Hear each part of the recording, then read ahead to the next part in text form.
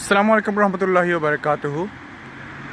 জাকসুতে মানে জাহাঙ্গীরনগর ইউনিভার্সিটিতে শিবিরের বিপি পদপ্রার্থী আরিফ বিল্লাহ সত্যি কি তিনি হেরেছেন? আমরা যদি বুটের পরিসংখ্যানের দিকে দেখি, শিবিরের জিএস মাজহারুল উনি প্রায় 3900 প্লাস বুট পেয়েছেন, 3900-র উপরে, যেটা স্বতন্ত্র প্রার্থী যে জিতু জয়ী হয়েছেন বিপি পদে তা উনা থেকে প্রায় 600-700 বেশি।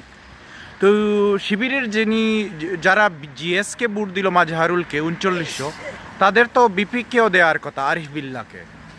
কারণ শিবিরের যদি জিএসকে তারা পছন্দ করে তো আরিফ বিল্লাহকে পছন্দ করার কথা, কারণ মানের দিক দিয়ে মানে উনি যে মান, যেটা যে একজন মানুষের যে মানটা থাকে, মাজহারুল থেকে আরিফ বিল্লাহর মান বেশি।